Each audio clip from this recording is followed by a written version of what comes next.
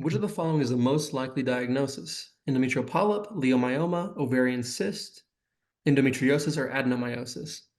A 45-year-old woman presents to the gynecologist with a 6-month history of irregular and heavy menstrual bleeding. She is overweight and has hypertension. Ultrasound imaging reveals a pedunculated mass arising from the endometrial lining. Which of the following is the most likely diagnosis? Okay, so we have a 45-year-old woman who's been bleeding a lot, pretty heavily, and she has risk factors for overweight and hypertension. And just because of the ultrasound image that I'm seeing, I'm gonna lean towards endometrial polyp. I wouldn't go with ovarian polyp, obviously, because it's coming from the endometrial lining.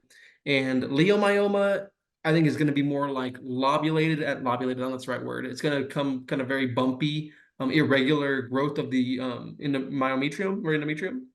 And then endometriosis is the same thing, but more uniform. And so you wouldn't have a singular pedunculated mass. Adenomyosis, I think, is like when you have growth of, I guess, ovarian, or not ovarian, but like growth of uterine lining outside of the uterus. And so I feel like that would be like at the bladder, something like that, something weird, something like that. And so I don't think this is what that's talking about. So I'm fairly confident of going with endometrial polyp and choosing that. Okay. Good. You worked through this question great, right? Key thing is that the ultrasound is going to give you, right?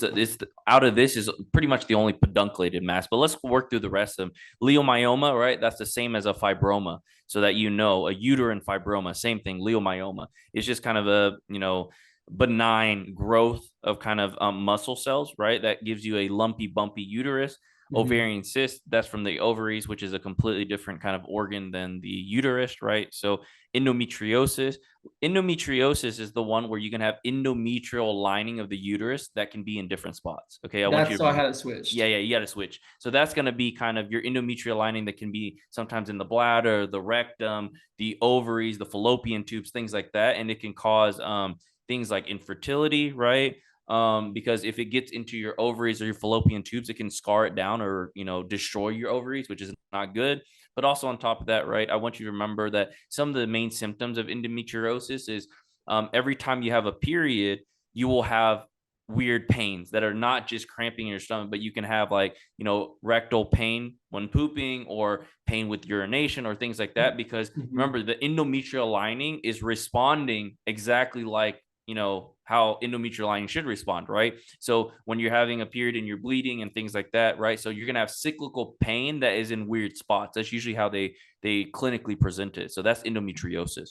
Um, Also on top of that, right? I kind of want to say I always think of endometriosis as kind of like cancer. Okay, I know it's not cancer, but it can spread everything locally, right? Randomly. So that's how I remember Mm. it. Adenomyosis is endometrial. The endometrial layer of the uterus has kind of got into the muscle. You get what I'm saying? So Okay. into the myometrium, right? And so when that happens, right, into the uterine wall, every time you have a period, you're gonna have like intense pain because now you're causing inflammation of the muscle of the uterus. So Oh, okay. yeah, Okay. and so that's going to be it's a uniform kind of thing, and so your whole uterus will be inflamed and a little bit big. But it's severe pain. It's bad. Yeah, it's bad. It's very very bad pain.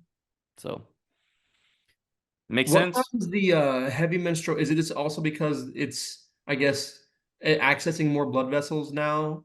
Is it going to cause heavy menstrual bleeding for Yeah, I guess adenomyosis? so. I mean, I always say that when you're talking about, uterine bleeding or, irregular menses or heavy menstrual bleeds, that's almost, that's a lot of these, right? Any one of these can cause you irregular heavy menstrual bleeds, right? Like an endometrial polyp, because actually the polyp can shed, right? That can give you more bleeding, right? A fibroma in a weird spot can cause you increased, right? Endometriosis, that's more pain, probably not as heavy, and then adenomyosis can give you heavy periods too. And Okay, of course, okay. don't forget cancer, right? If you have a postmenopausal woman that's still having menstrual bleeds, that got to be screaming cancer to you. Okay.